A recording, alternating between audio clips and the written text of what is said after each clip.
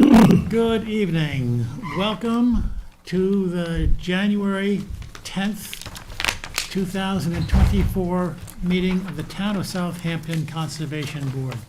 In accordance with the Town Board's adoption of Local Law Number 14 of 2022, the board's meetings are being held both in person at Town Hall and via video conference through Zoom webinar. The link to participate in this meeting via video conference can be found on the town's website at the town clerk's agendas and meetings portal.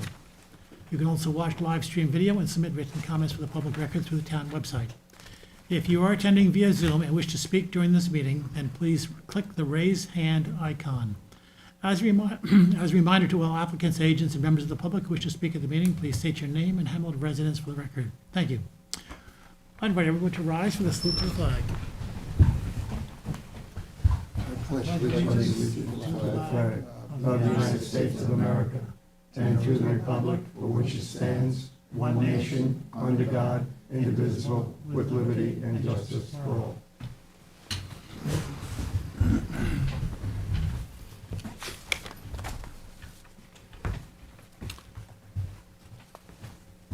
We will wait on the December 20th minutes for the acceptance of the December 20th meeting minutes.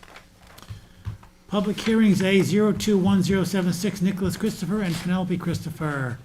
The applicant requests adjournment to April 10th, 2024. Is there anyone in the public who would like to speak to this application?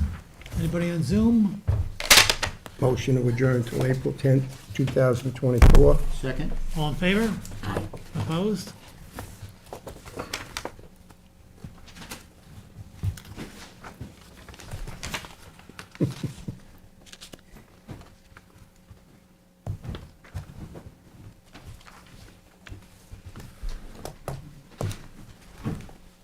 And now we'll go back to the minutes of December 20th, 2023. What is your pleasure on the acceptance of those minutes? Move to accept. What date? December 20th. You can't, You weren't here. you weren't here. Second. We have a motion and a second to accept the minutes of December 20th, 2023. All in favor, say aye. Aye. And one recuse. The next public hearing, A02304011 Shore Drive LLC.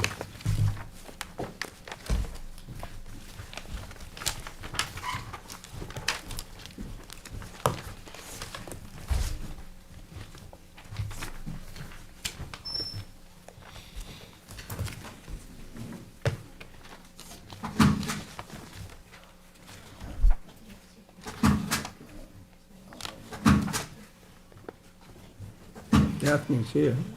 She's here, okay.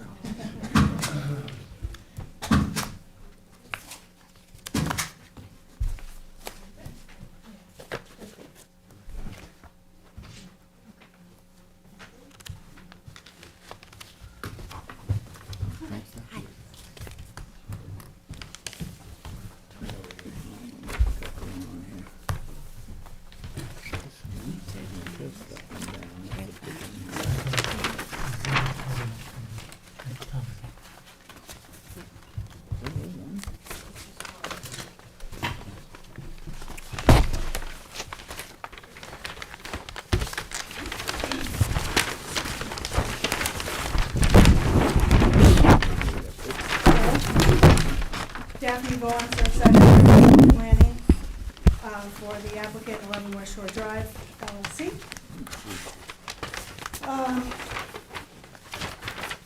So there should be a revised survey in the file that was submitted on Monday,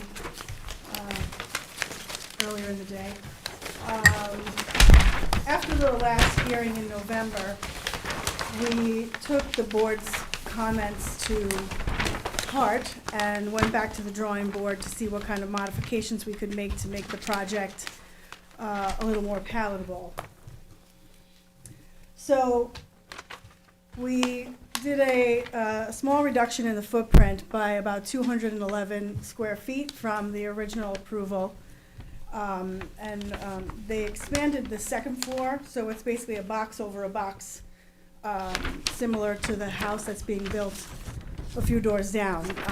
The only difference is that it has this little added office area that was part of the original proposal on the first floor only, and that wraps around part of the proposed sanitary system. One of the main issues with the project was the 1,069 cubic yards of fill that we were proposing in our original proposal. We decided that it was better suited to put the sanitary system within a low retaining wall, so we can minimize the amount of fill and grading necessary on the property. So the retaining wall ranges in height from about 1.5 feet to 2.7 feet at its highest point, and it's about 2 feet off of the western lot line. It's just for the sanitary system, and the entire house itself has been moved over about 9 feet from our original proposal to 24 feet from the eastern lot line, because that's where the majority of the seasonal flooding comes from. So we're trying our best to get everything away from that area, just so that floodwaters can continue to pass through when necessary. The house will be on pilings, open piles. We changed the first floor elevation from 8, which is the minimum requirement for FEMA, to 10. Which will just give some breathing room under the house to allow for any potential floodwaters, not only to better percolate, but maybe, just for air movement to help with evaporation of those waters in those flooding times. We still have basically the same decking, and there is a spa. The setbacks have basically remained the same as they were previously. There may be 1 foot off in some areas, because when you move the house to the west, you move a little bit closer to these pinch points of the wetland boundary. The drainage has all been relocated up close to the road in front of the sanitary system, and it will be installed at grade. We don't need to utilize fill for the drainage. The engineer is saying we can do it without the fill. So the fill went down to 312 cubic yards from that 1,069 cubic yards, and the majority of that, I believe it's 227 cubic yards, is for the elevation of the sanitary system. We have 85 cubic yards to elevate the proposed parking area over here by 1 foot, just so that there's safety for ingress and egress to the property during storm events, and for the cars, for the homeowner.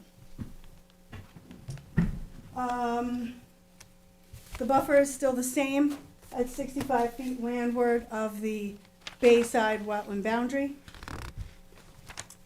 which takes in the majority of that existing native grass area. My client is amenable to doing only native plantings over the sanitary and drainage. They could only really probably be beach grass or some other lower grass, because they're low underground, is that what I want to say? So you can't have any major root systems over these components. What else? I think that's the majority of the changes. Oh, I handed you the latest building plans just now, just to show you the house is still 4 bedrooms, as it was previously, and the architect, even with the elevating of the house, is showing that we can still comply with the town's pyramid law with this change and shift and elevation of the residence. So from my notes, those were the main issues that the board was looking for us to address. Do you have Could any you questions? clarify, I'm looking at your latest survey, And I see on the seaward side, there's a deck, and on that deck is a spa. And to the east of the spa is a 5x7 hot tub.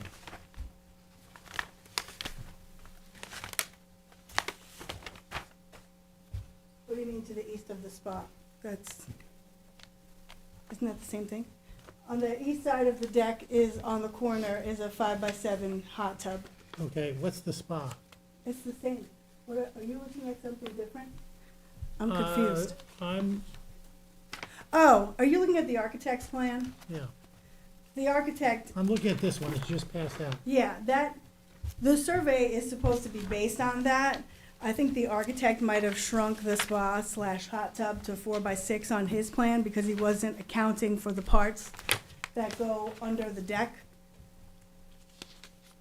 The hot tub says 5x7, it looks duplicate. Yeah, it should be, A it should spa be and just a hot tub, one. aren't they the same thing? It's one thing, yes, yes.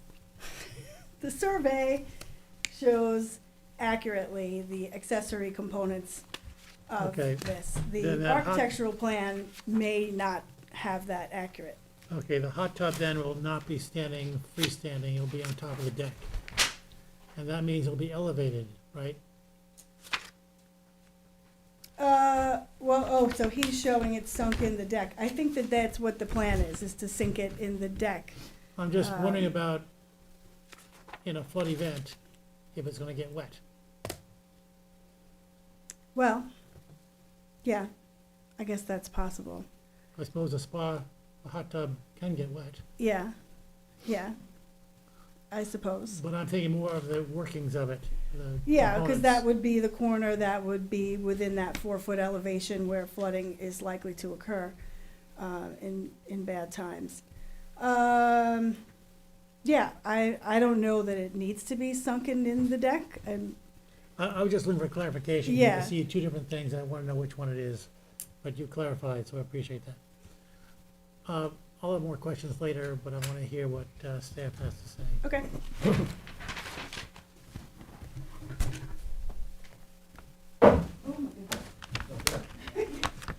Good evening, Marty Shea, Chief Environmental Analyst for the town. Just a few comments. Notwithstanding the minor reduction in square footage, as indicated by the key on the survey, the project plans that are being put forward would result in a significant increase in degree of wetland non-conformity. You can see that new residents can have a footprint about 2.5 times the size of the existing one-story cottage. One of the difficulties, of course, with this site is it's constrained between the bayside wetlands and the interior wetlands. My staff had an opportunity to visit the site this morning, and what I'd like to do is hand out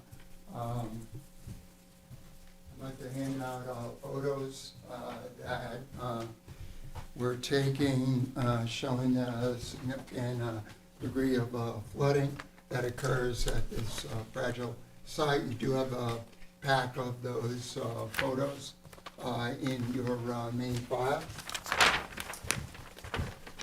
And the photos are showing both the subject property and the adjacent property to the east. I would pay particular attention to the last set of photos, which are showing the portion of the property where the new residence would be built. The majority, well, at least part of the new residence, and you can see the degree of flooding that occurred in that area this morning. and which does occur with some frequency in the winter months, as evidenced by the aerial imagery that I shared before at the first hearing. This morning at the meeting. I had recommended several things at the first hearing. Not so much over here, I mean, he had stands here. In order to lessen the impacts to this environmentally fragile area. The first thing that I had recommended is that the amount of fill Yeah, that's going to be deposited on the site be significantly reduced. I had recommended that it be reserved to the amount of fill that's essential for the purposes of installation of the IA. It's good to see that the applicant has made a significant modification Just like that. in order to eliminate the prior fill that was proposed under the house, and to reserve the fill largely to the area within the septic retaining walls, with the exception of fill that would yet be placed within the proposed driveway area, which I see as largely unnecessary. I would again ask that the only fill deposition occur within the confines of the septic retaining wall as required by the health department. The second recommendation that I had made at the first hearing, which I stand by tonight, notwithstanding the minor reductions in the square footage, is the house needs to be shifted south. What we need to look to do is to shift the house and scale back the size of the house in order to get it out of that area where the flooding is most severe. As expressed at the first hearing, the most severe flooding occurs below the 4-foot contour infill, which you see on the proposed site plan that was presented tonight. That house could be shifted by making several changes to the design. First, the scale again of the residence could be reduced so it's more compatible with a site like this. And second, the stormwater drainage chambers could likely be installed beneath the elevated homes. It's actually become, the elevated home, it actually has become quite commonplace for that to be done today on constrained sites. And what that does is it frees up additional area for shifting of the home, scaling back of the home, and reconfiguration of the driveway. What I had recommended in my advisory report, and which I still recommend tonight, is not only that the residence be redesigned and shifted towards West Shore Drive to get as much of that residence and decks out of that area below the 4-foot contour, but I also ask that the buffer be expanded to the north or on the bay side of the house. And one of the many reasons that I ask for that is not only so that the buffer takes in the area of severe flooding and that essential water retention area, but also that the absence of any buffer on the West Shore Drive side be mitigated or offset by additional buffering on the bay side. Notwithstanding the proposed elevation of the new home on pilings, the size of the house and the position of the house negates the ability to provide for a greater buffering area. Buffering areas are provided for many reasons. One is to lessen interference with natural flooding and drainage patterns. The second is to allow for a greater area of clean recharge and filtration of contaminants from water. Another reason is to increase the amount of habitat for native flora, insects, songbirds, and other wildlife. The habitat is when you set aside an area as native habitat, the best way to do that is to do it in as large of a block as possible, because then it becomes a lot more functional than fragments or remnant or accessory areas of native landscaping. I'm happy to hear that the applicant has an interest in using native plants for landscaping. It was somewhat unclear to me as to whether or not they were amenable to landscaping all disturbed ground and would have any buffers with native plants. I heard them say that they would plant the area atop the septic system with natives, but I'm not sure whether or not the remainder of the disturbed ground would be re-vegetated with native plants as well. The building of a home over an area that is going to be compromised by significant floodwater never makes sense. It interferes with the ecosystem. It poses the risk of greater contamination of groundwater, surface waters, and wetlands.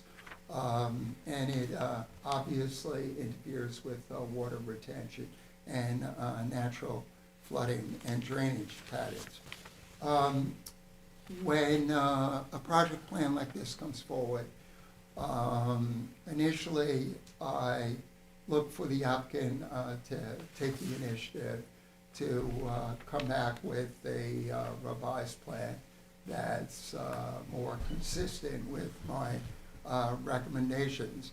But as the plans, with the exception of the fill, have not significantly changed, I'm happy if it's beneficial to the board to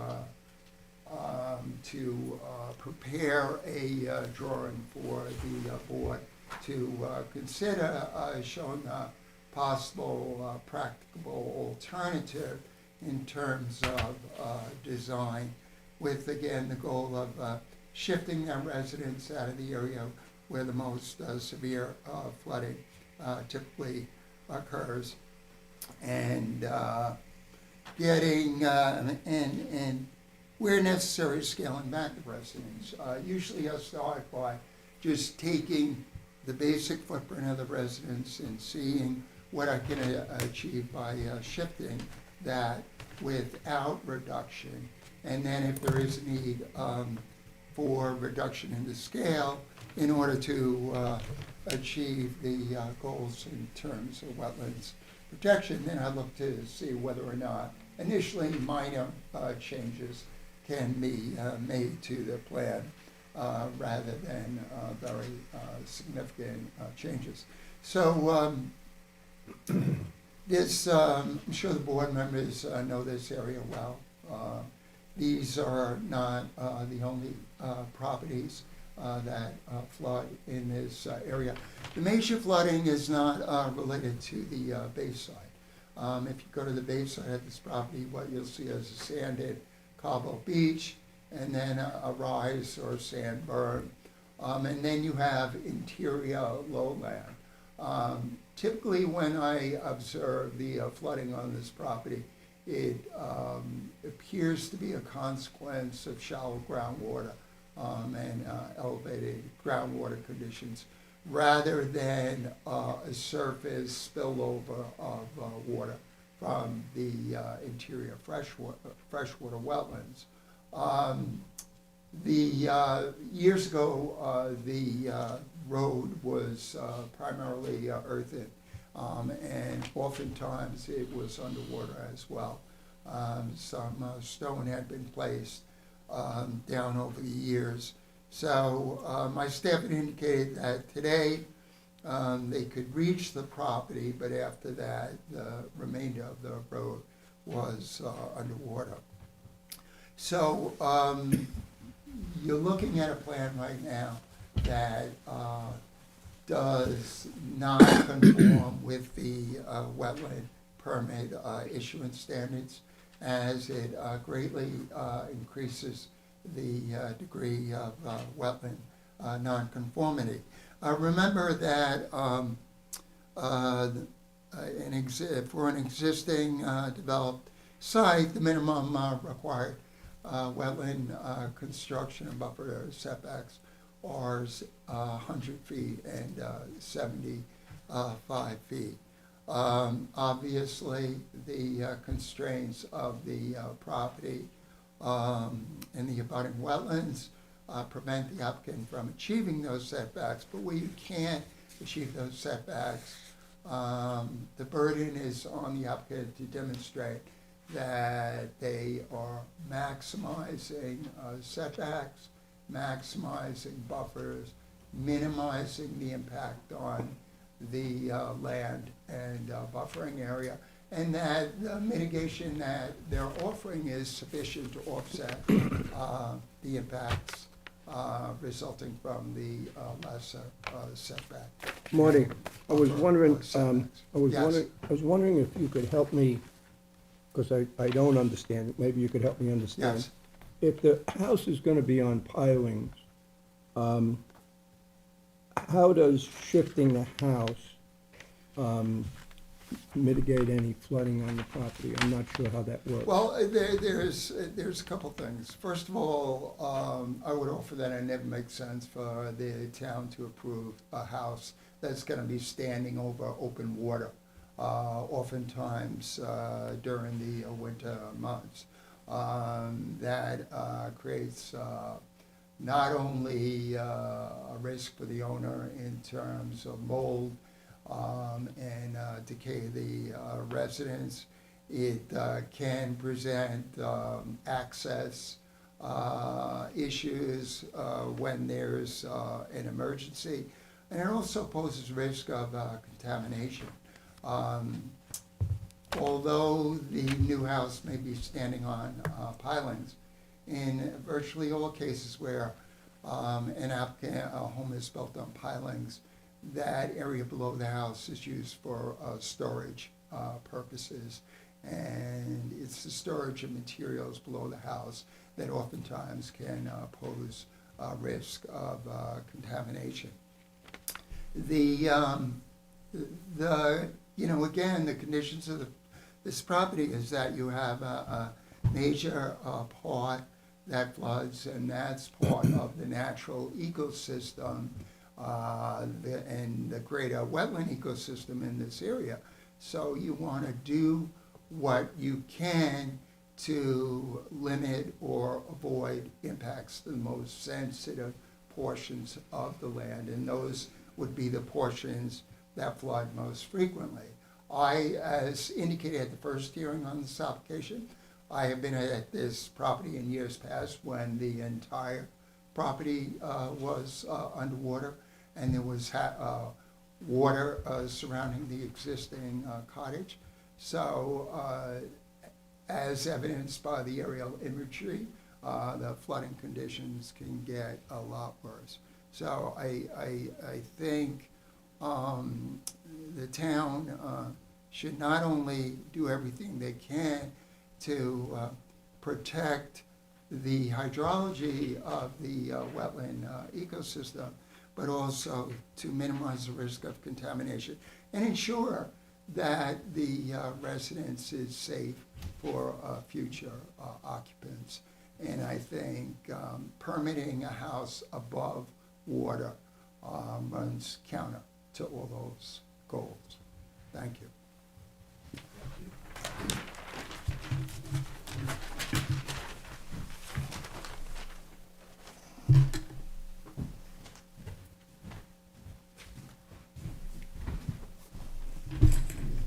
Stephanie, I had an observation. I stopped by the property today, and I don't know if this was an extraordinary kind of storm, but I was amazed by the house next door to this house. The house was from the water to the road. To the east, right? And you had some standing water on your property. And, I mean, the applicant's property, sorry. I know you haven't reached that level yet, but, all right. This is from left field, okay? I noticed that the property slants a little towards that flooded house. Is there any chance any kind of retaining wall would mitigate any of that flooding? Or am I way out A in left retaining field? wall for my guy's property or for the? No, for the neighbor's property. So, okay, so, Well, that's what that's one of the reasons why we didn't want to bring in so much fill. We're Right. afraid of it, And exacerbate. You're asking for a retaining wall on her client's property to prevent water from her client's property going to the neighbor's property. There you go. Did I not make that clear? I'm sorry. so, okay, I don't know that, there's a lot of things I have to say right now. My office also went to the property today, so I'm surprised none of us ran into each other. We took our own photos, and what I see in these photos is why I should be putting the house exactly where I'm putting it, and why the sanitary system has to be where it's proposed, because that part is the driest part of the property. The drainage should not be underneath the house. That's not going to be any benefit. The drainage will not function if it's underneath the house, because in an event like this, the drainage will be sitting in water. So we thought about all of these things in our redesign, knowing that there is opportunity for these big storm events like last night to occur. And in looking at this, the majority of the property is on the adjacent neighbor's property. Is putting a wall on this property going to alleviate that? No, I don't think so, on that side. We did the sanitary wall, and it's very low. 2.5 feet is the highest, essentially, to alleviate the amount of fill necessary for the grading that's required by the health department for the sanitary installation. We pushed everything over, away from that 4-foot contour to try to alleviate any structures being over open water. Does this, what occurred last night, occur all the time? No, it does not. It occurs regularly throughout the winter. I did have a conversation with the person who owns that property, and he told me that, yes, the property does have water on it. His property has water on it in the winter. This property, as you can see, kind of takes whatever can't fit on his and goes into that grass. I think that the reason we have the driveway elevated is for health and safety, so that you can have the car hopefully out of water in the majority of these storm events. Anything that's going to be more than a foot of water on the property, which may be a big hurricane, maybe not as big as Sandy, but maybe something intermediary, will allow for the cars to be safe and for safe passage onto the property in an emergency situation, because that's something that also needs to be thought about. What else? Would you plan to have that fill contained if you did that? Well, it would be graded, and it's a foot, so a foot is not very big in the grand scheme of things for a driveway. And as you can see, that's over probably 5 feet, that elevation. Well, I only meant, is there gonna be any stone around it, some 6x6s? I would imagine that could be planted just to hold that small grade. To address Marty's question about planting, I did say earlier in my presentation that they would be amenable to planting native vegetation over this entire section of the property because it would be the drainage and the sanitary. I would imagine that they would like to maintain some form of grass or something just for access around the house. I mean, if somebody has a dog who lives here or whatever, I don't know. Just to have that usable space, because there would be effectively no yard. Not that that's a huge priority. What else? Daphne, would you comment on the area inside of the proposed retaining wall designated as a septic system? Is that area expected to be fairly level, or is it tapered? It should be pretty level, as far as the grade is concerned. It also does not 100% meet health department requirements. It's like a foot too close in some of these areas, so we would have to go to the Board of Review for the health department for this, where previously it was fully compliant. What's too close? The components by 1 foot. Typically, in years past, the health department would allow for you to have components at 5 feet and just file a covenant. But with the IA systems, anything that doesn't meet a 10-foot setback, now it has to go to a Board of Review, and it's up to them whether they want to approve it, and then you would still more than likely have to file a health department covenant stating, that the system is not 100% compliant with their requirements. So the components are the ones that are not compliant, but the retaining wall is? It's really a landscape wall because it's not 4 feet high. It would be 1.5 to 2.5 feet, so it's considered a landscape wall. However, it's a wall. So in the eyes of the health department, it's still supposed to meet a 10-foot setback, where without the wall, we only have to meet a 5-foot setback to a property line. But when there's grading involved, you need to have adequate grading from the components to grade. What I'm asking the questions about for is that as I look at that, and as I hear the height of that wall, and I assume that is the height from grade, Yes, that's not a very high wall. no, And there's a fairly good distance between the wall and the components. And I'm not convinced of the necessity of the wall for the functioning of the septic system and for the placement of the septic system. I'm not sure that it allows for a reduction in fill. And I'm not sure that what if the wall was not there and the fill was tapered to somewhere near where the wall begins, if it wouldn't reduce the amount of fill and alleviate the necessity for a wall. so I'm a little confused by this because we had a design similar to exactly what you described previously, and we were told to tighten up the fill. So this is essentially the solution to that, because in order to do what you're saying, we have to spread this out more for the adequate grade change per the health department requirements.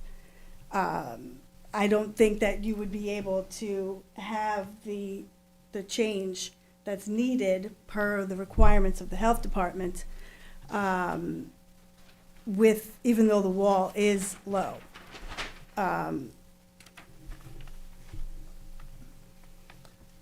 address the height of the house, which is something else that's important, Us raising it 2 feet is really raising it only about 3 feet above grade till you get to the freeboard for the first floor. The first floor elevation is where you're physically walking in the house. So FEMA says we're in an AE6 flood zone, and you're supposed to be at elevation 8, where you're walking.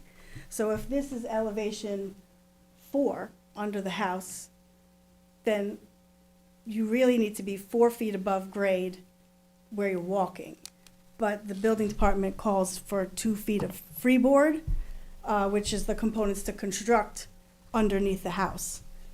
So in this case, we're only gonna be about 3 feet, 3 to 4 feet, I guess, from grade to those components, and that's actually shown in the cross-section on the plans I just gave you. So as far as Marty's concerned, for us to have storage of materials under there, there's not gonna be a lot of opportunity because no one will be able to walk underneath this. This is not one of your Dune Road, VE 15 homes. This is still gonna be fairly low, but high enough to be alleviated from floodwaters. The water will be able to pass under there as needed because it will be open piles. So I doubt that anyone would want to store anything of significance under this house except for maybe a kayak.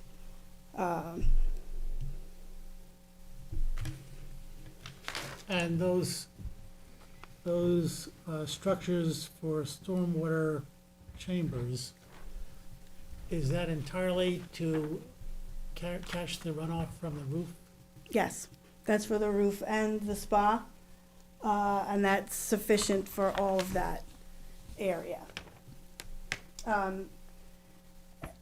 Any change to the footprint of the house to reduce it is not gonna make a heck of a lot of difference here because all you're gonna really do is potentially slightly decrease the amount of drainage needed. The sanitary system would still be the same. There would be no change to that because this is the minimum system that you need to construct, even if it was a 3-bedroom house. This is what the health department requires. Maury did suggest putting the drainage structures under the house, and you said they would not be functional. And you may be right. I'm looking at the test hole data, which is taken approximately close to the center of the house. And groundwater is at elevation 1.4, which is about 3 feet below grade. Yes, And those structures are what, 2 feet high, 18 inches, I believe. 18 inches? They're shown. And there'd be some filter cloth and some fill on top of those.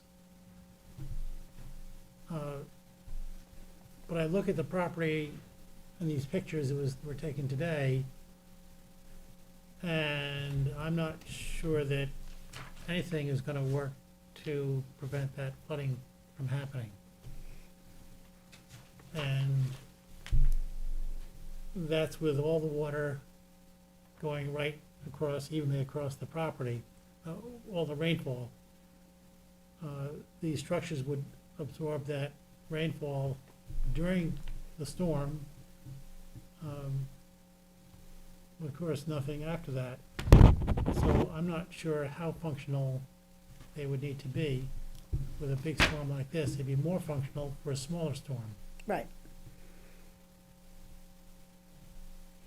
But if the structures were placed under the house and the whole structure systems were to be moved closer to the road, I calculate something like 23 feet. What is the minimum distance from the road? What's the minimum For- distance for? For, if the drainage structures were not there, then the closest structure proposed would be the proposed retaining wall. That can be fairly close to the road by health department regulations. Well, it could be on the road. However, you have to remember, we're juggling 2 wetland boundaries here. So the existing residence is way down here over where the sanitary system is, the beginnings of it at least. It's more like right here on the survey. So what we've done is replace the residence with the most important components of the new development being the sanitary and the drainage, so that well, at least the sanitary will usually, I would assume, never be sitting in groundwater unless you get another Hurricane Sandy. However, relocation of the house doesn't really change anything, except that I have to go back to the DEC and see if they would even consider that, because as I stated at the last meeting, the DEC approved the project as it was proposed previously, without any of these changes. These changes would warrant me going for a modification, and we've held the structural setbacks that were already approved by the DEC, so I would not see this as an issue for their reapproval. But once you start changing the location of the house closer to one side or the other, that may pose an issue.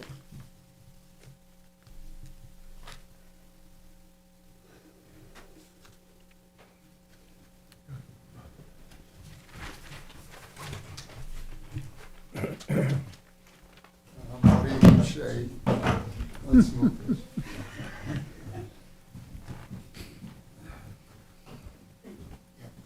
Marty Shea, Chief Environmental Analyst for the town. First, it's unclear as to whether or not the DEC is aware of the severe flooding problems and challenges that we're looking at. If you visit the property in the summer months, it's not flooded at that time.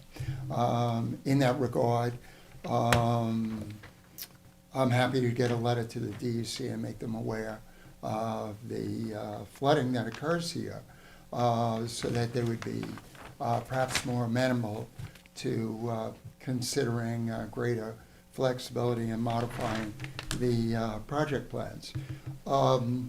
Just to provide some clarity, I'm not looking for the drainage chambers as proposed to be put under the house in this, the house in the proposed dwelling location. What I'm looking for is for the house to be scaled back in size and shifted close to the West Shore Drive. And he only indicated that when you go through that exercise and look at design options, you're going to look at whether or not it makes sense to shift the retaining wall septic system area close to the road. You're going to look at whether or not it makes sense to put part of that drainage under the house. So I'm not looking for that drainage to go in the area of the property where we have the worst flooding. That would not make sense at all. So, I'm just looking at these project plans, and again, this is an extremely fragile area. The applicant is looking to get approval for a development plan that's 2.5 times the size of the existing residence at this time. It would greatly increase degree of nonconformity, and I think that runs counter to the wetland permit issuance standards. I can't see how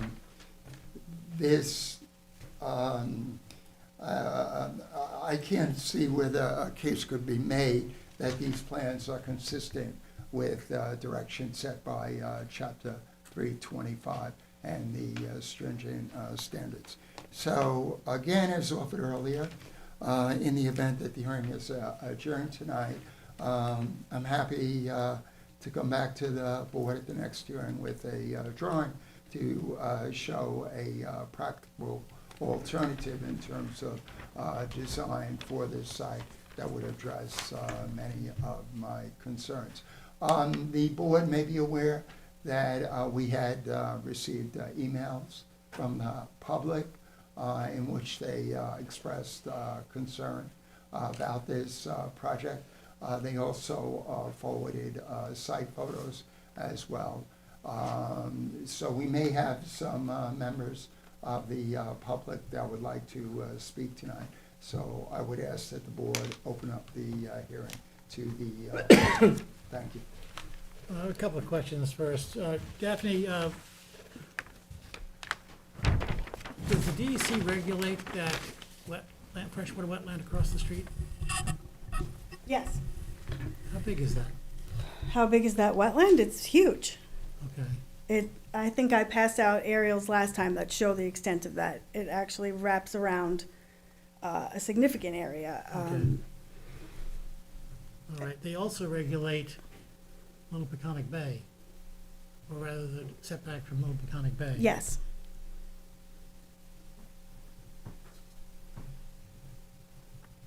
Okay.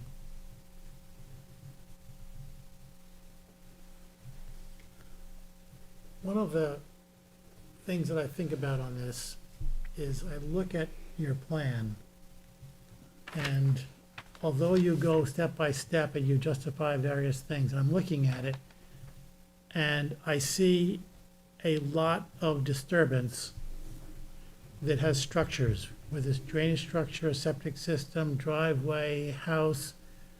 It takes up a fairly large part of that property. I don't know what all the impacts are from that. And that's one reason why it's difficult to figure out sequentially going through the various steps to see if we can mitigate all the impacts. If it was a smaller project, it seems like that would be helpful, but I haven't thought it through enough to know just what can be, what impacts can be reduced by making the project smaller. Certainly, if it was smaller, there'd be more opportunity to bring the setback of the structures in compliance with Chapter 325 and also the proposed buffer in compliance. On the Peconic Bay side, on the wetland side across the street, it's impossible to.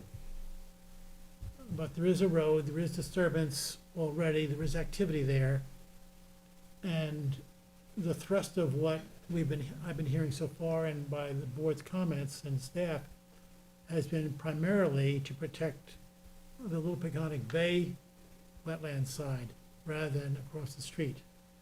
You're trying to juggle a house in a place that does both. I don't see how there's any less value to the wetlands across the street. In fact, they should almost be more valuable because that's where the wildlife is inhabiting. There you have probably birds and turtles and all kinds of wildlife taking advantage of that wetland.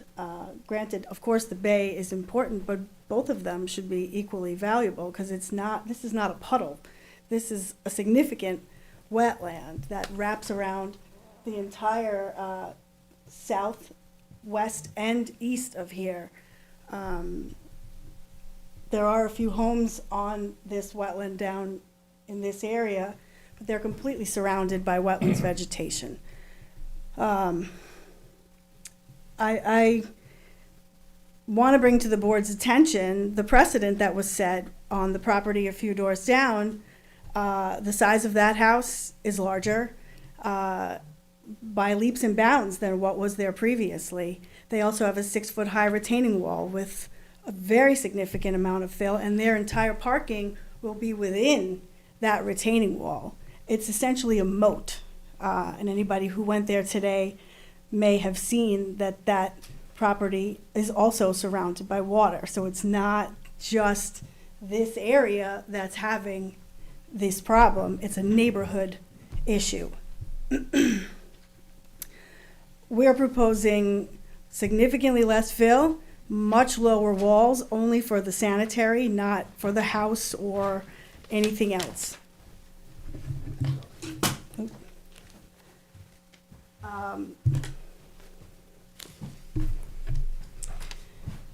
They have a large pool. They have a 10-foot-high retaining wall on one side for the pool and steps, and a 2-story garage pool house structure that's 800 square feet in footprint on top of the existing house that's now under construction that's similar in size to this. This project is in keeping with what was approved on that other property for this size property. And yes, there is a lot of disturbance involved with this, but with any project, you're going to have that because septic upgrade is required. Drainage, significant drainage, is required by the town and the DEC. You have to have parking. The zoning code requires parking, so I don't know how you could build anything on this property that you would not have the same amount of disturbance. Okay.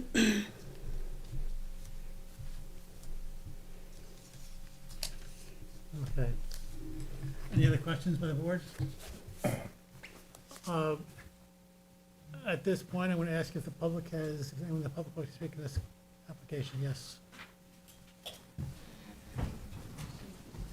Printed out a few packets from the neighborhood. I was also at the property today. They just need a second. They're also not just from today.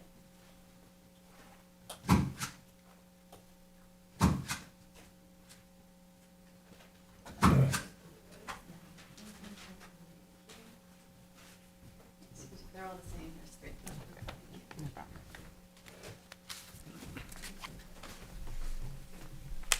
Thank you. Good evening to all members of the board. My name is Carol O'Connor. I've been a homeowner on Edgemere Drive for 36 years. I work in a... Carol, whereabouts do you live in terms of this property? I know where Edgemere is, but I just don't know how far. I Edgemere live goes almost at Oak Grove Road. That's the one in the first Baby Oaks entry, I mean, towards the west. quite a ways down. Yeah, Okay, yeah, 8-minute walk. that's good. I work in a local library and I raised my children here. This area of North Sea is a beautiful ecosystem. Peconic Bay to the north, freshwater ponds, marshes, and a freshwater stream that runs along the north side of Edgemere Drive, flowing into the large marsh that borders West Shore Drive, Edgemere Drive, and Bayview Drive. There are owls, osprey, turtles, peepers, frogs, shorebirds, starlings, and red-winged blackbirds that flock to the marsh. Many summer cottages have sold in recent years, and large houses have replaced them, altering the community and ecosystem. The construction vehicles have damaged the small dirt roads, and flooding has increased due to development. The proposed development of 11 West Shore is very concerning, considering the fragility of the property. The amount of fill that will be trucked in will adversely affect the neighboring homes by causing more flooding to the east and west.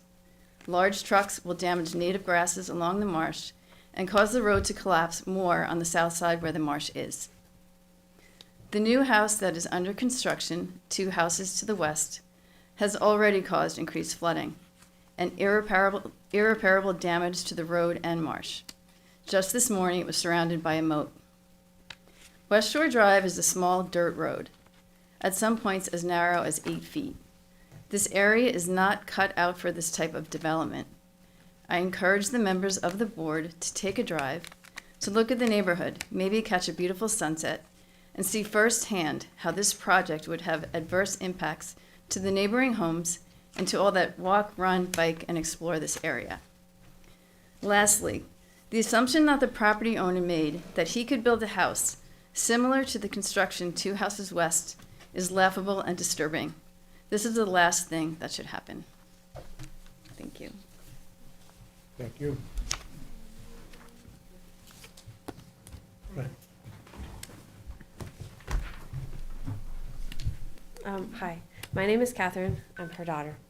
And I'm also a homeowner in the North Sea area of Southampton town. It's 0.3 miles from the proposed development property. East or west? East. Thank you. First, it is a privilege to live in this community and one that I appreciate more and more each day. To start, I'd like to bring your attention to the first few sentences of Chapter 25 of the Southampton Town Code regarding wetland policy. It states the following. It is a further policy of this board to achieve no overall net loss of the town's remaining wetlands and to restore and create wetlands where prudent and necessary to offset losses and increase the quantity and quality of the town's wetland resource base. Additionally, the town of Southampton shall seek to avoid or minimize damage to wetlands to the maximum extent possible by establishing local land use controls which place a priority on the protection of natural vegetation and the preservation of wetland buffer zones. I grew up on Edgemere Drive and have seen over the past 27 years the neighborhood go through changes, both positive and some that we desperately wish we thought through more thoroughly, like the project 2 properties down from this one. This is why we're here today. The section of land that is being discussed for development is a highly sensitive one. Chapter 325 also states that in situations similar to this, that the loss of wetlands and lack of conservation measures deprive Southampton citizens not only of a healthy living environment, but of a healthy economy. The marsh across from the street from 11 West Shore Drive is home to various species of waterfowl, small mammals, and box turtles. It also functions as a key natural resource to support the water health of the marsh and surrounding houses. This property, its neighbors, and the dirt road floods easily when it rains only small amounts, not just the storm from today. The flooding has increased both with the increased rainfall in recent years and the increase in development along the road. We believe that with the amount of fill proposed in the plan and the massive structure being built, over double the current footprint size, not including the driveway that was mentioned, that there would be catastrophic impacts on flooding and water pollution in the area. Lastly, as we've seen with these types of developments over the past decades, the environmental concerns don't exactly end with completion of construction.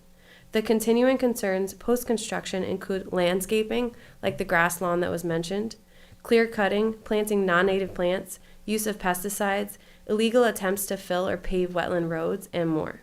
These concerns are only exacerbated by the proximity of this property to both the wetlands and Peconic Bay, both waterways that contain endangered species and are places that families and children enjoy swimming in daily. People come to an area or oasis because they love it, and we're sure that's why this person bought this property. Its views are undeniably beautiful. What we hope to change at this point in time is the owner's ability to destroy the local ecosystem and the character of this neighborhood with their desire to build a house that is more than double the footprint of the one there now. We have seen the impacts of climate change on our shores.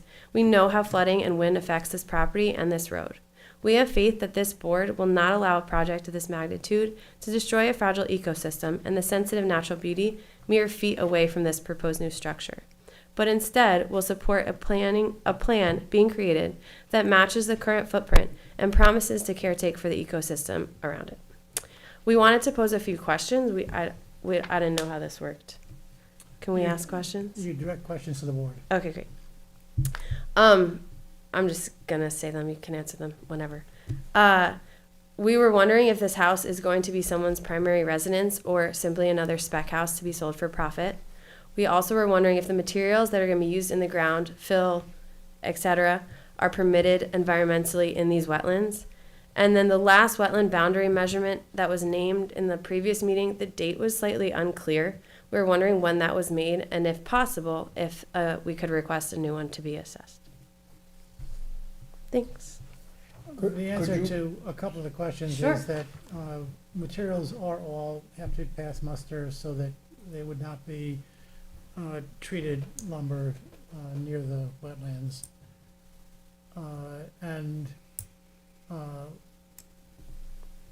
The wetland line is not clear.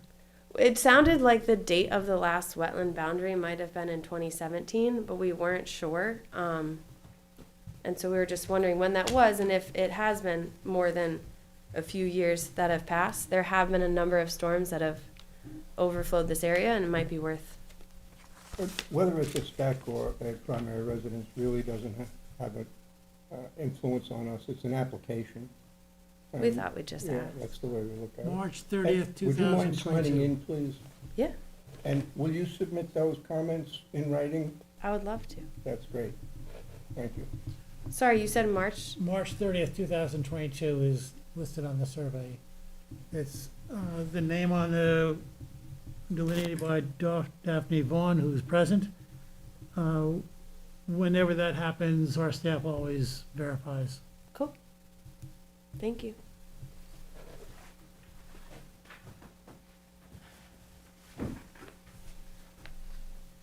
Hello. Would you mind signing in also, please? Yes, sign it. And you will submit your comments?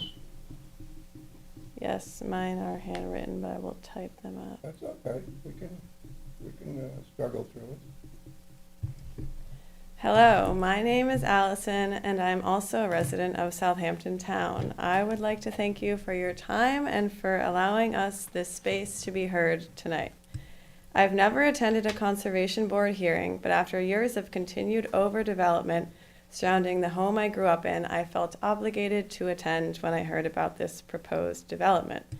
The large scale of the proposed plans for this wetland area cannot go unnoticed. How can we, in good conscience, allow a house of this scale to be built when the weather and climate impacts are right in front of us with every storm? As you've seen in the photos displayed today, this specific plot is highly susceptible to flooding. It's only a matter of time before this home ends up underwater, destroyed, or abandoned, and at what cost to the natural resources in the bay and the marsh? At what cost to the neighbors whose homes will certainly be adversely impacted? The marsh is meant to act as a sponge of sorts, to absorb sea levels as they rise. If we keep filling it and allowing development and infrastructure like septic systems, we are setting the stage for more disaster and destruction. All the federal disaster money for the recovery from these massive storms, like Sandy, as previously mentioned, as well as many others, is our taxpayer dollars. We do not want to keep paying for the luxury of someone getting a front row seat to a water view. It is my hope that in decades to come, our children, as well as ourselves, will be able to experience the beauty of the Peconic Bay and the wetlands, and understand that it is a privilege we must work to protect. Thank you. Thank you.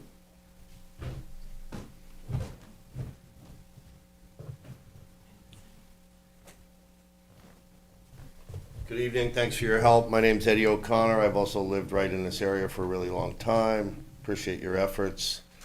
My observations of this area, it's always flooded. It's flooded in the summer. It is wetlands. I love what the Marty Shea said because it's all water. These little drainage things are going to be underwater most of the time. There is incredibly fragile wetlands right there. Pete Topping was in there today, and I worked with him a little bit. And yeah, it's rough. 2.5 times the size of the existing structure. I was on the property yesterday, and you know, the thing is, the water has to go somewhere. And years ago, they completely disturbed and filled in the east side of Woolly Pond. So this whole drainage no longer gets to go to the west into there. And so it's always been flooded. And groundwater is right there. It does come up and drain from the hill to the east. So this water has nowhere to go. And so I appreciate your concern in looking into this, and I hope the structure is reduced in its size. And that's it. Appreciate it. Thank you very much. Thank you. I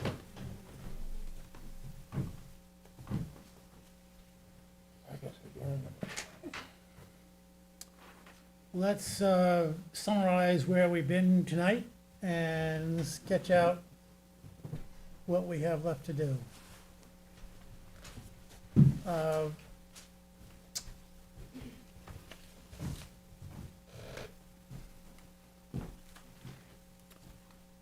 From the last meeting to this meeting, you have reduced the fill, you have made some adjustments to the house, and so thank you for that. That's beneficial. Whether it's enough is the question. Excuse me, Yep. Chairman, there may be someone on Oh, Zoom.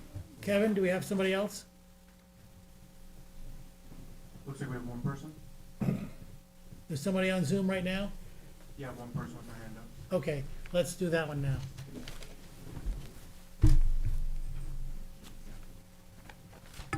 How strict are they with that 8:30 point downstairs? The 8:30, how strict are they? We need to end the meeting at 8:30. Is somebody coming on? Unmute, yes. Yeah, they're just joining right now. All right. Start my video. Can everybody hear me on the Conservation Board? We can hear you, go ahead.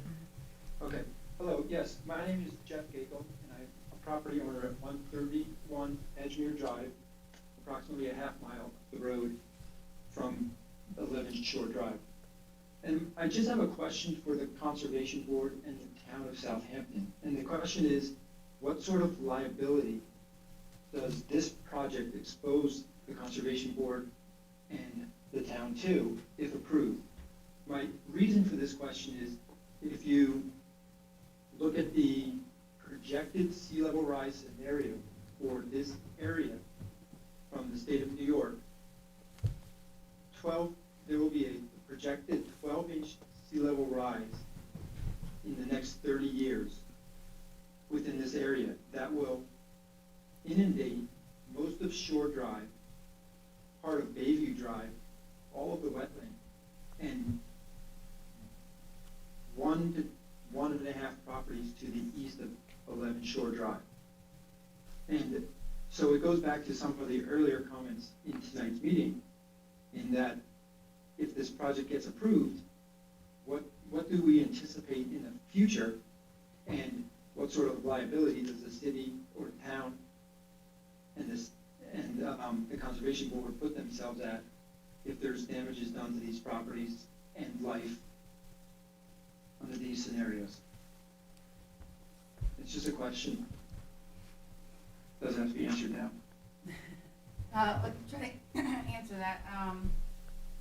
We can't anticipate what type of litigation would happen in the future, but as long as the Conservation Board's determination is reasonable and it's not arbitrary, then it would generally be upheld in a court. If anything happened in the future, there are statute of limitations issues also. So there are things that are based on the issuance of a permit, and there would be time limitations for that. As far as, any neighbors or anyone wanting to do anything, they would really have to consult with their own attorneys. But generally, as far as a permit is, reasonable in compliance with Chapter 325, then, the Conservation Board is not going to be subject to liability.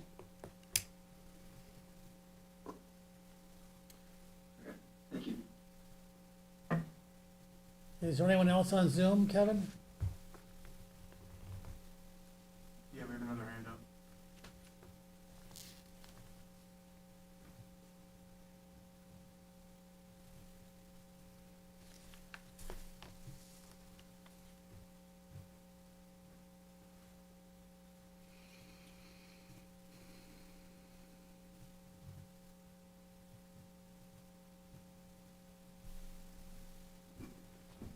Hello? We hear you, go ahead. Hi, sorry, in a video at the moment, but my name is Luke O'Connor. I also grew up and a resident of 138 Edgemere Drive, 0.3 miles east of 11 West Shore Drive. I don't have much to say that hasn't been said already. Everything seems very relevant, but just from a neighborhood standpoint, I know the board, we're not talking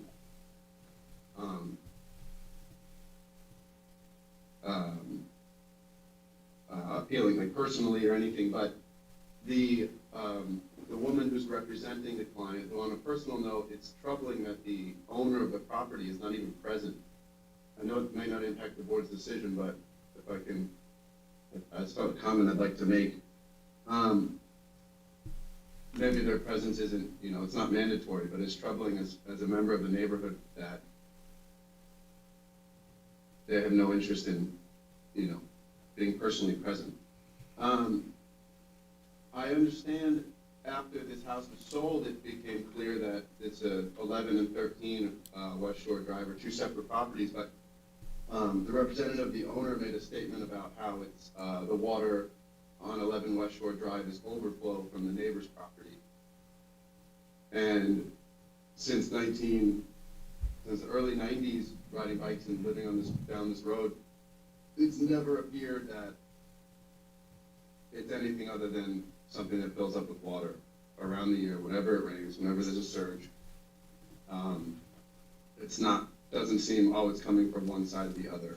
And it's just been exacerbated over the years. The construction down the road a few years ago, I believe it's 35 West Shore Drive, was not well contained, and there was debris and garbage blowing into there's a small stream that runs along Edgemere Drive there that goes into the marsh. There was garbage and, between construction workers, plastic litter and food garbage, and then construction garbage from the wind coming off the bay. In the wintertime, when this, construction will probably take place, or however many years it takes, if, in the unfortunate case that a project like this gets approved in a place like this. But what we've seen in the past along this stretch is consistent non-compliance to whether or not it's exactly legal, but to the surrounding areas. And the biggest thing I'm hearing in this meeting, and it just sounds like the client, the homeowner is trying to maximize their footprint and stretch it as far as they can, which as much as you say it doesn't impact your decision, they have no interest in this property aside from, maybe they'll see a few sunsets, maybe they'll rent it and make some money, maybe they'll sell it and make some money, but it makes it very clear the way this planning seems to be going from there, and they just want to make it as big as possible and as small an area as possible. I have a concern about, the comment was made, if the hot tub is sunken into the deck and the water level rising gets damaged. Well, what is also the damage of the hot tub failing, chemicals leaking out, depending on how it's made? It just seems like it's irresponsible to put something there, not to mention the warm ocean, the warm bay water walking distance. I understand that in these situations precedent is set, but using the, if it's 11 Beach Road, using that as a reference for why this project should proceed is irresponsible. And maybe, as a homeowner, as a representative of a homeowner, you want to make a client happy, or the client wants to be happy, but one look at that place, it's compared to what was there, and whenever the permits went through in the neighborhood, we know better now, but we didn't know then what was going on in a place like that. And seeing it now, it's sad to see what's going on. And it's an ugly house, and maybe it's, the person has a plan, but something like that doesn't need to happen 100 yards away just because it happened somewhere else. And as it was stated, the wetlands have been impacted by several feet from construction, just because construction vehicles spinning down that road were too large, and they dumped gravel, which is caving out. My brother and our neighbor had to help visit some people that were staying down the road who got their sports car stuck in the gravel because the road caved out on the side as they tried to drive down. It's ultimately, it sounds like, I understand people have a right to appeal to the board, and it's good the process exists, and thank you to the board for hearing all of us, but this project sounds like it's a square peg trying to be fit in a round hole. And it just seems irresponsible based on what Marty Shea said, it doesn't sound like anything that's been proposed so far has any environmental standing to be constructed. And I speak from a personal note because we fortunate enough to grow up down the road, but just even zooming out and looking from a bird's eye view, there's no reason that a house this size needs to be constructed. And I urge the board to really heavily consider the environmental impacts, and I appreciate they already are. That's my piece. Thank you. Thank you. Kevin, is there anyone else? One more person.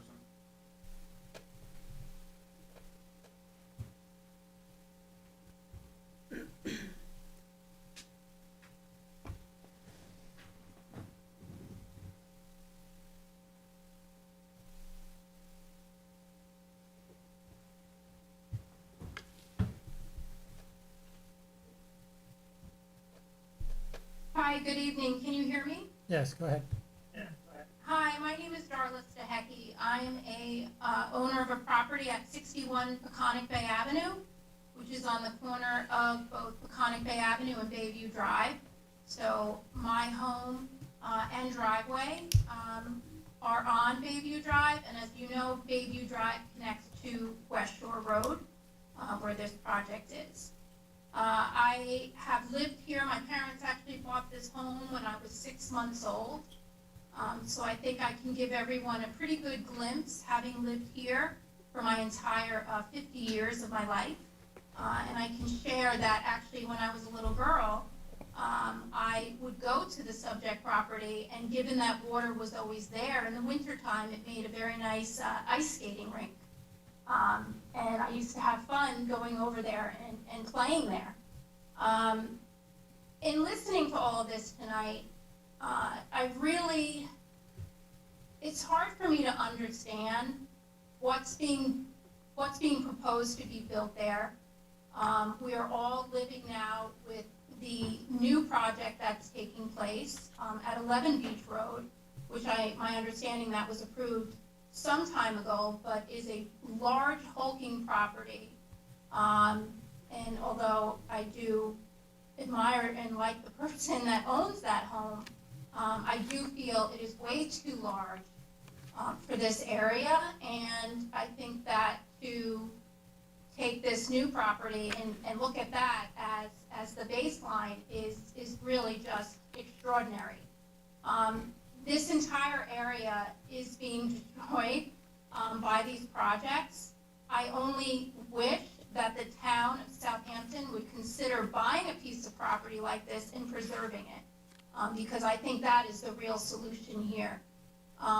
There's also another project that I believe is still pending for your approval, that is at 11 Bayview Drive, and again, that's going to be at least 2,000 square feet with retaining walls, etc.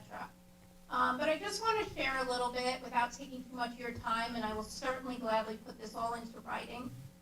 But having been here for 50 years, I have truly seen the change. Today is a perfect example of that, where it floods constantly here, whether you be on Peconic Bay Avenue or you do walk in the back along West Shore Drive. It does not take a major storm to flood. I have to call, and on a regular basis now, I had to call first thing Monday morning when this area sat in water for over 24 hours. I have to call the town highway department and ask for them to have the foreman come out, assess the area, and then the town will bring the payloader to open up the bay so that we can actually get out.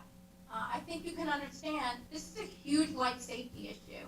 And that's first and foremost. If someone needed an ambulance, if there is a fire, you are not just driving through these waters to get to us.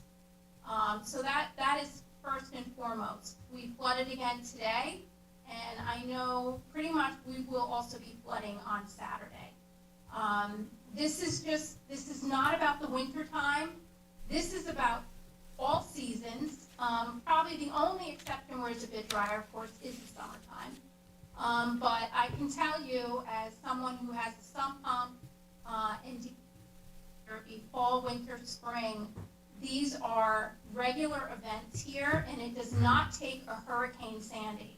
In listening to the proposal of having a car and worrying about it in a hurricane, your car will not be there if there is a hurricane. It will be in the Peconic Bay. I was here during Hurricane Sandy. I shouldn't have been here. I was here, and I will tell you, it was frightening what happened. I've been here through numerous nor'easters. This is a area that floods very, very, very easily. And anything that's done here that, and which is already being done with 11 Beach Drive and some of the other proposed, is really, really concerning as a homeowner of where is this water going to go? What are these cement, these retaining walls? Yes, I understand you're trying to create a bathtub of sorts. The water's flowing in, the water's flowing out. But at the end of the day, as someone else said, the water does have to go somewhere. And it's going to go to the lowest points. In Hurricane Sandy is a very good example, and pardon me for taking too long, and I will stop in a minute. The wetlands couldn't even do their job in Hurricane Sandy. The wetlands is supposed to act like a sponge, and I know, Marcia, you know way more about this than I know. But the wetlands couldn't even absorb that. And in the event of Hurricane Sandy, what was interesting about it was normally, yes, the water comes up and goes up Peconic Bay Avenue. But what happened in Sandy was the rear also flooded where the wetlands are, so the water was coming from all directions. So that it was a massive event. To put into perspective, on Bayview Drive, the water was up to my hips, and I'm 5'8" and I have fairly long legs. So you can imagine how much water that was. And I won't even waste the board's time to listen to how that water got out that night in the middle of that storm. But again, I really implore all of you, I implore you to come here. I will write you a letter to explain more of this in detail. But this is a very fragile area. I understand the concern of this being so close on both sides and the boundaries here, but this really needs to be looked at much harder. And you're all, as the homeowner or this, the owner of this property, you're really fooling yourself if you think that, yeah, this is a great home in the summertime.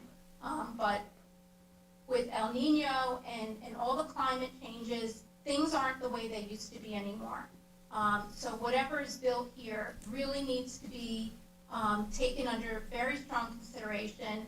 And for the board, I know you have a very difficult job doing this, and really, really protecting this community, and making sure that it is here for our children and our grandchildren, etc.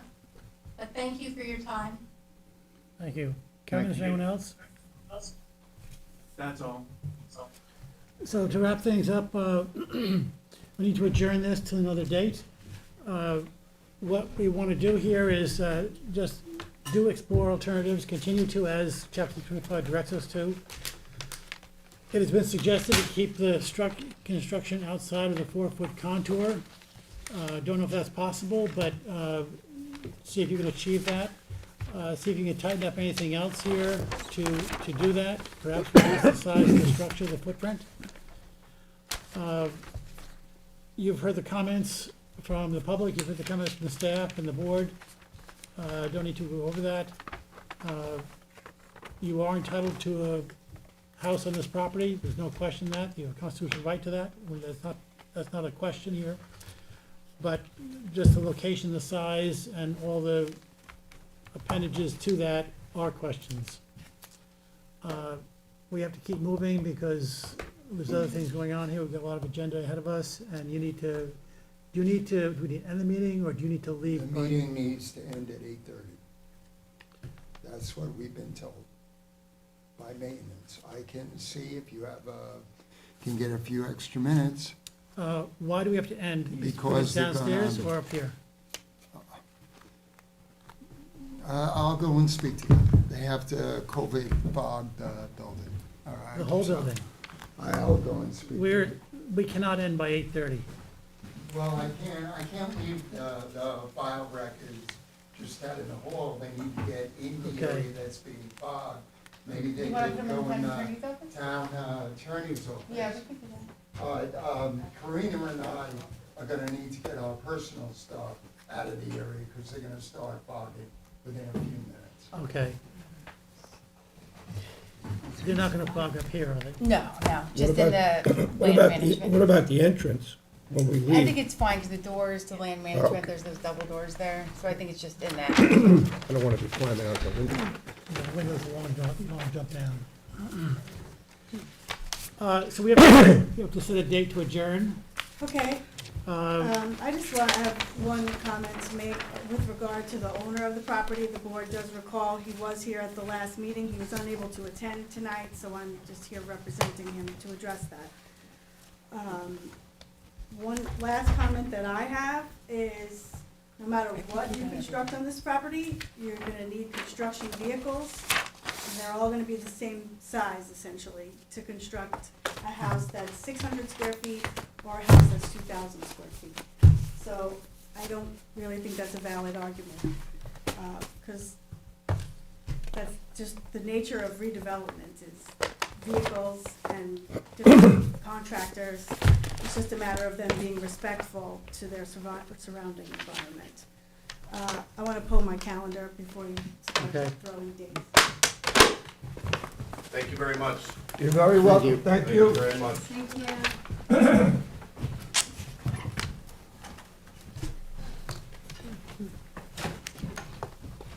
Okay.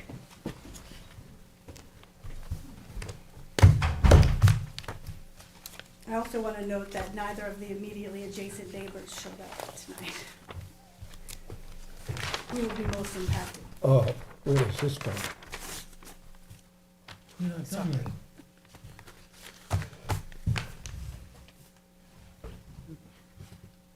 So what are your, We have room on February 21st, February 7th is busy.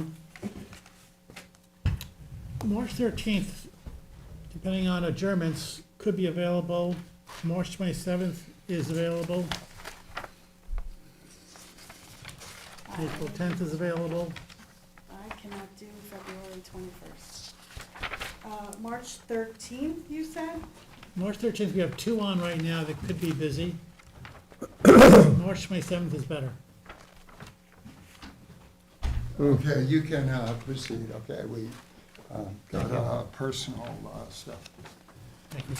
and I advised them that they could start. I would prefer the 13th, just because that's already 2 whole months from now. and Okay, we have Jeffrey, Howell, and Lusso on the 13th. Do you have a sense of, Howell might Howell be, could be might involved? adjourn. Yeah, they've adjourned several times. He's addicted to adjourning. March 13th. And Lusso has adjourned.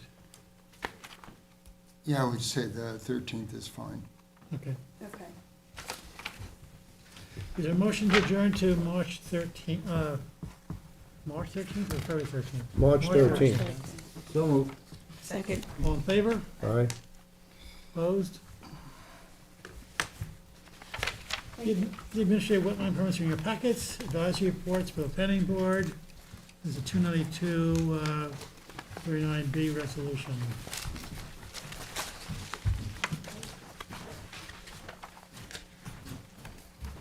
Good night, Daphne. Thanks, sir. Oh, I'm staying. Uh-oh. Good evening, Ben Marshall, Chief Environmental Analyst for the town. The planning board has made a section 29239B referral to this board regarding the subdivision of Rothman Dynasty located at Lower Seven Ponds Road in the hamlet of Watermill. The property is adjacent to significant wetlands. This board had forwarded an advisory comment. The resolution addresses the majority of those comments, not all those comments. But the parameters and standards that are being set for the subdivision are generally consistent with the intent of Chapter 325.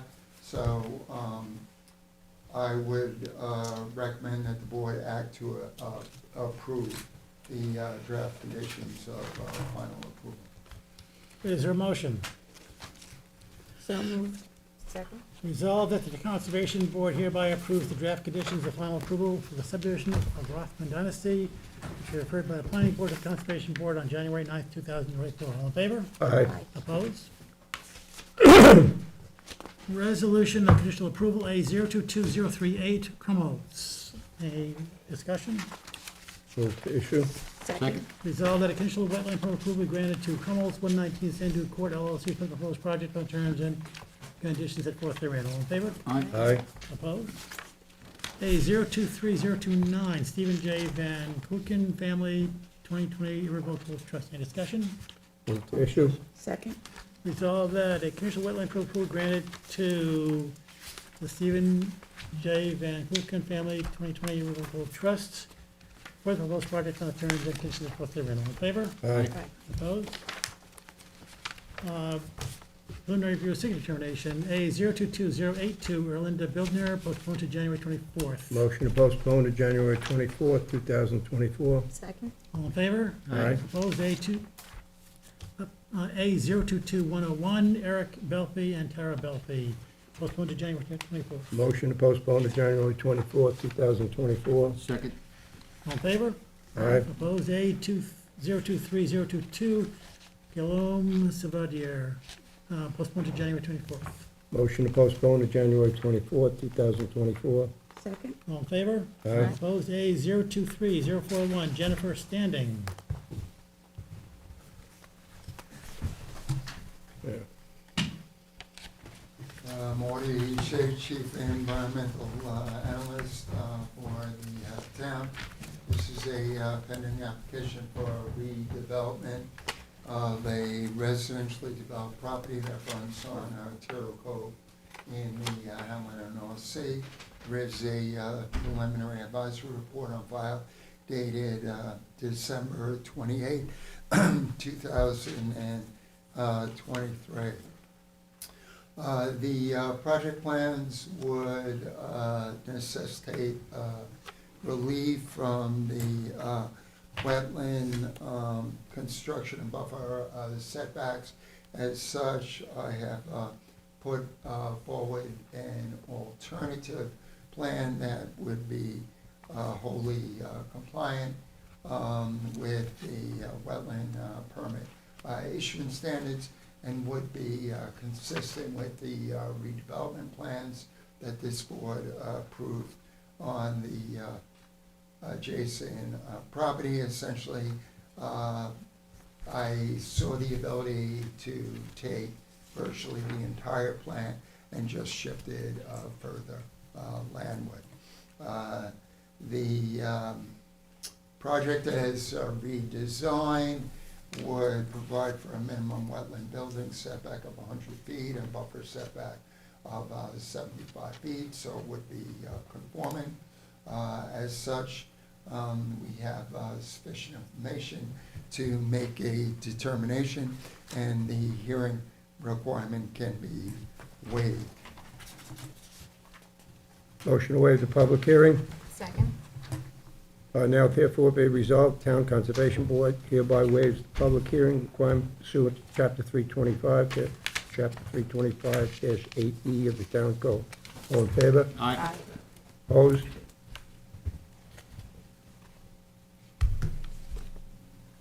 A 023050, Abby Patricus.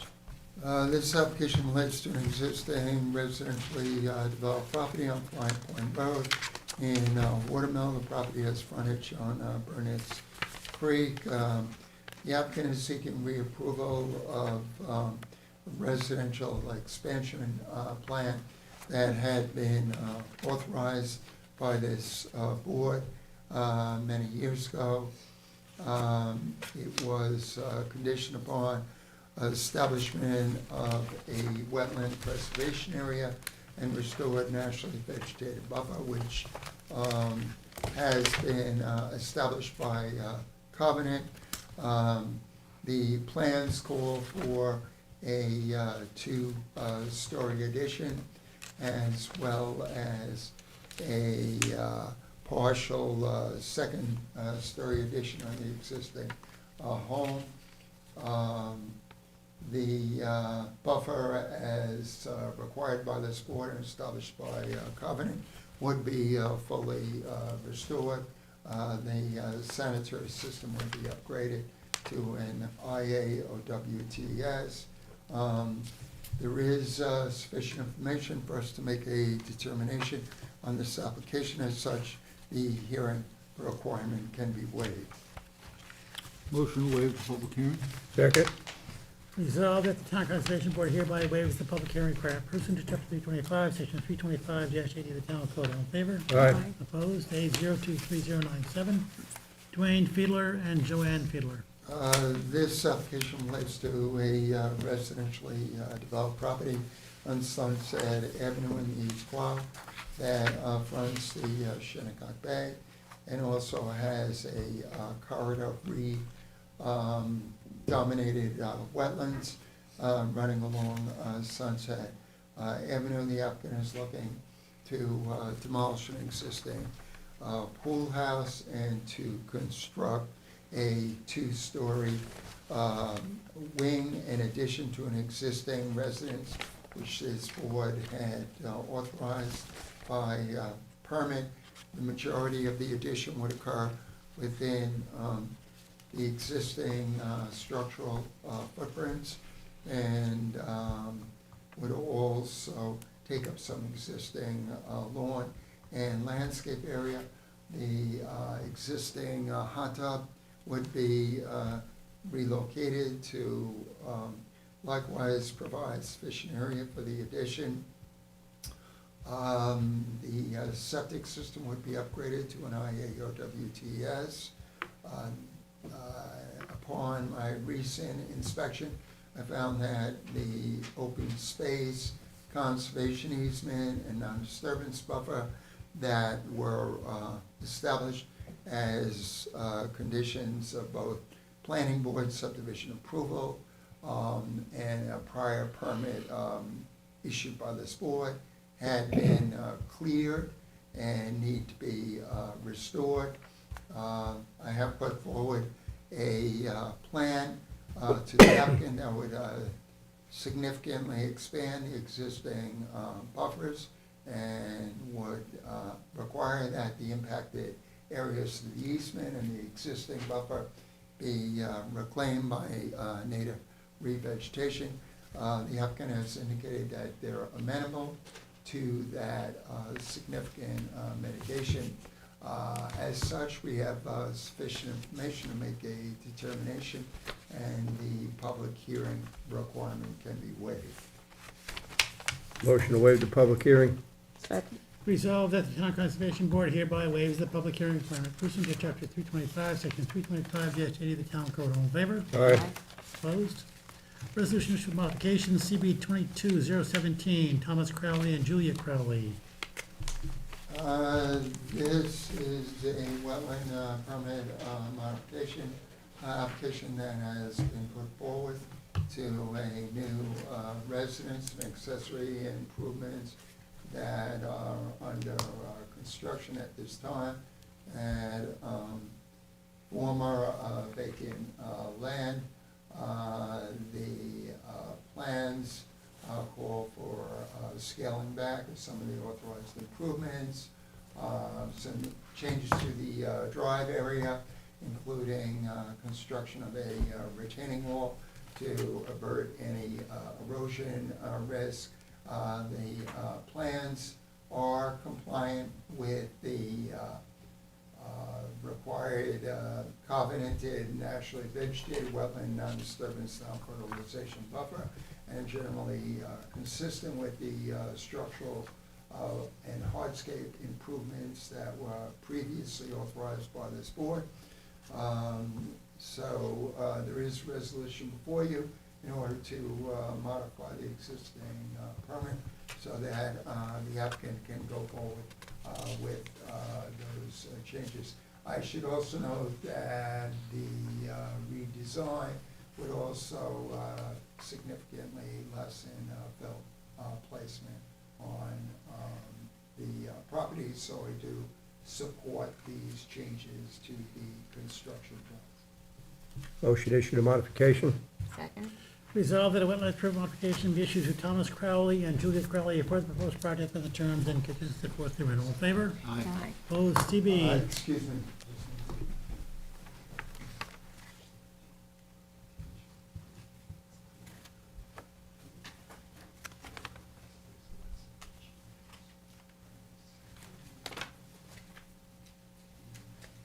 He's wishing her happy New Year.